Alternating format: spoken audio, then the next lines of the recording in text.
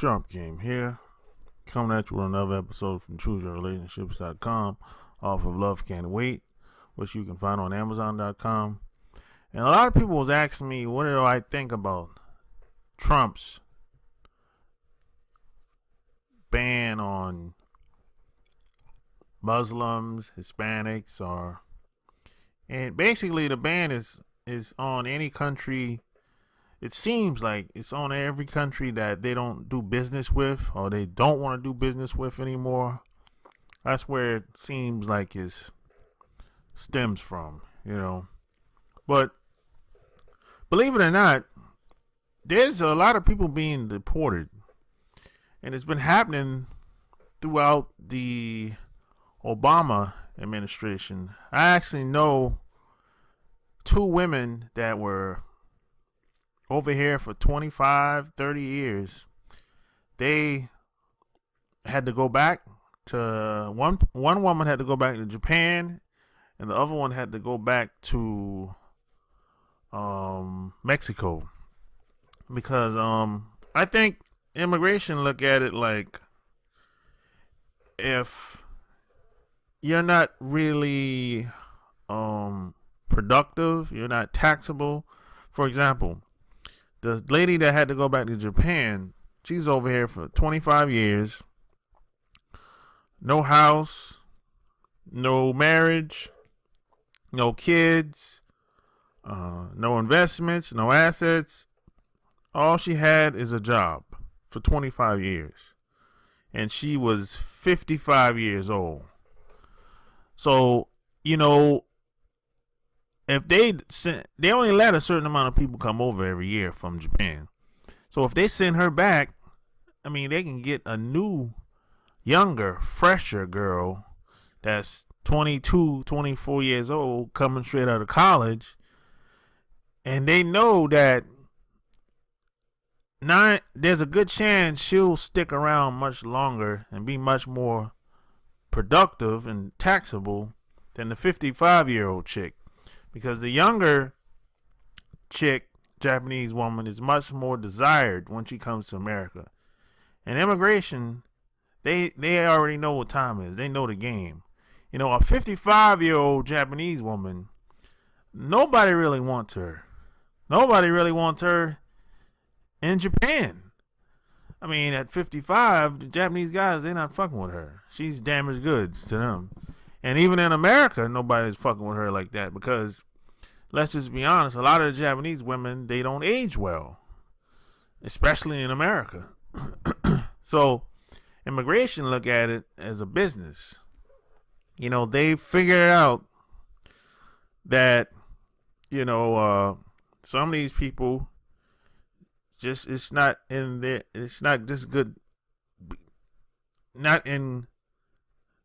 not good business for them to stay over here. And as far as the new activities that the executive order that Trump passed, I really don't care. I look at it like a lot of these people, they were high on that horse anyway. They come over here, they act like they're better than us black folks. So, when they get here, they a lot of these people are opportunists. They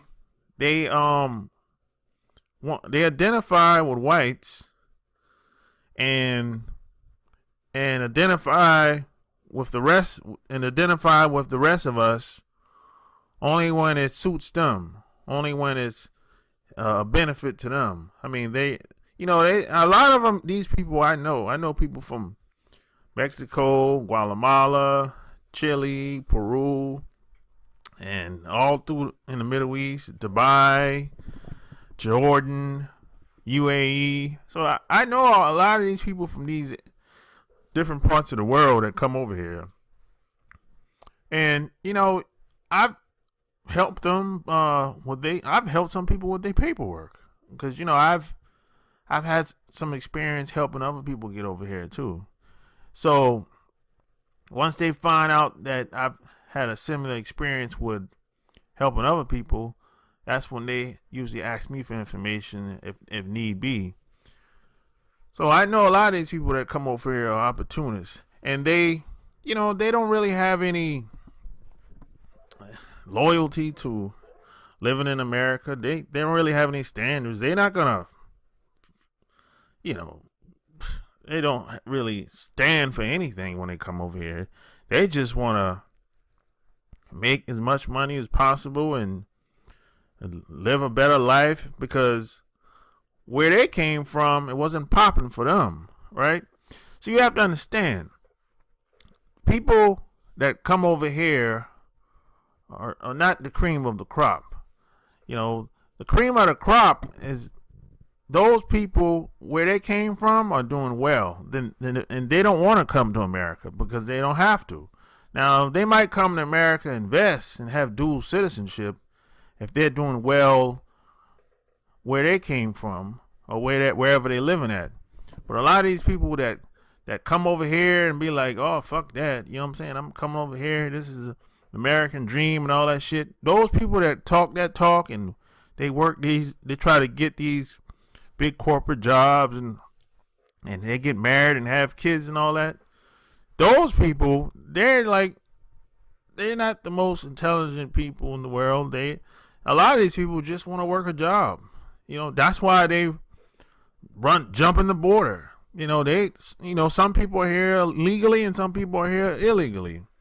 But they're not the cream of the crop. They're not like coming over here because they necessarily like being in America. I mean, they just didn't like how they were being treated where they came from. And they're not coming over here to be friends with us or anything like that. They just want to do whatever they do, basically. So, and they come over here and they getting unearned benefits. So when they get here, they have a leg up in society over somebody like me that's been here all my life, and they get offered a loan. It's there if they want it. It's like a small business loan, so they got access to that. And I've never had access to a small business loan.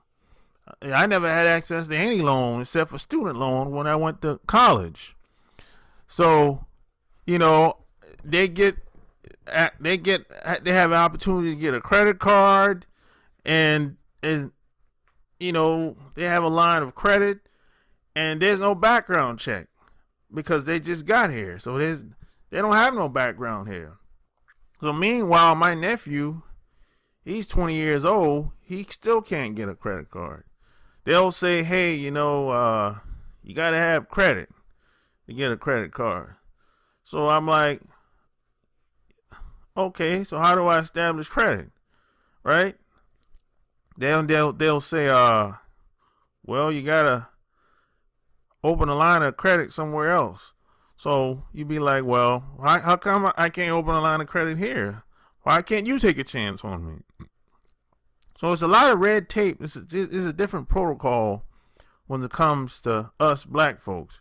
But when these other people come from these other countries over here, there's a completely different protocol for them. They get a leg up, free unearned benefits, and when they get here, a lot of them will, they're like sheeple. They go along to get along. And then a lot of times they treat us black folks worse than the white folks. As a matter of fact, a lot of these men and women that come over here from other countries, a lot of them get used. A lot of the women get ran through. And once the people in the dominant society are done with them, they usually get rid of them. And this is why a lot of them are being deported, because they got their wake up call. See, they thought that they were white, but they weren't white enough, So That's why I don't feel anything about the situation, none whatsoever. I really don't care because, I just don't like. I don't have anything against them, by the way. Anybody that come over here, I just don't like when I reciprocate towards somebody, help them out, and they don't, and I don't feel appreciated. They act like they didn't have any help from anybody. They act like they bootstrapped. They act like they're better than me. And if you go home with them where they grew up in their neighborhood, I'd be like, how come you acting like you better than me? Look where you from. Look how you grew up. I didn't grow up like this. But at the same time, I don't act like I'm better than anybody. I just never understood that. I understood that shit.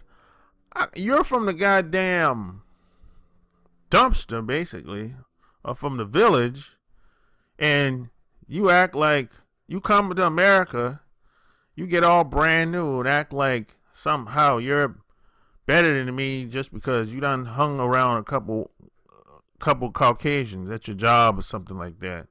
And a lot of people that come over here from these other countries, they know that they can take advantage of the corporate welfare system. That's what it is.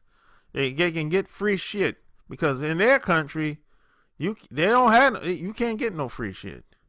They don't have access to shit like that because in these other countries, either you got it or you don't. Either you're rich or you're poor. That's how it is in these other countries. Most of these other countries, there's no middle class. There's no corporate welfare, none of that shit. And the problem with a lot of people coming over here the government can't really handle the people because they're already stretched too thin. And what happens is a lot of people, when they get here, they usually tax exempt anywhere from 3 to 7 years. So in other words, they can go work a job and they get all of their money. They don't have no taxes being taken out. Now, I've seen it up to one guy, he was tax exempt for 7 years. You know what I'm saying? So it happened anywhere between 3 to 7 years, they tax exempt. They get all their money and they're not putting any money in the system. And you got it's millions of people that's like this. They're not getting that. You're not getting enough tax money in the system. And when that happens, it implodes because they can only handle but so many people at one time. And if you got a lot of people that's coming in that's not really putting anything in, the people that's here kind of have to pick up the slack. But what happens is you don't have a lot of people working as much as they used to in America. And that's where the problem is. So it's kind of like being in debt. You got too much money going out than coming in. And that's the problem. So that's why the system it implodes. You know what I'm saying? And this is why they're sending a lot of people back, along with whatever hidden intentions that any of these big businesses and politicians have as well. But that's a big part of the problem, because people aren't working as much as they used to, so they can't collect the tax money as much as they used to. And then you have a lot of people that's tax exempt that's coming over here. And then you have a lot of people that's illegal that's over here as well too. So the illegals, they're getting paid under the table if they're working. So they're not seeing any of that tax money. They don't even have a social security number at all. So this is why when people get here, it's if you really pay attention, they always want them to have a social security number so they can keep track of the amount of people that's over here, so eventually they'll be able to tax those people. But you know, a lot of times, a lot of these people that come over here, they don't really have any intentions of staying over here long anyway, because what they usually do is after about a couple years, maybe 5, 7, 8 years, they usually go back home where they came from. And they usually send money back home, get a house built, start a business, or whatever they have planned, and they get up out of here. And the problem with America is you don't have these foreigners. It's really the government's fault, these politicians' fault. These foreigners that come over here, they don't really have any intentions of living over here very long, or they don't really have any intentions of retiring and staying over here. Because, you know, a lot of people that come over here, like for example, I know this Japanese girl.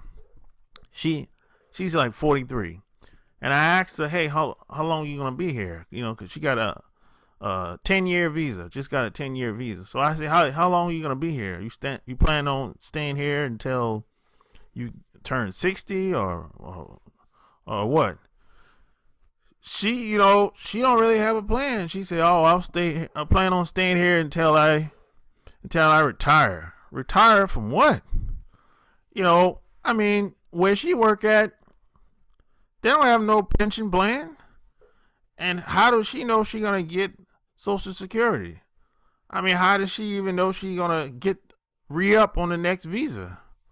So a lot of these people really don't really think long term. They don't really they don't plan well. And just like I said, these aren't the cream of the crop people that come over here.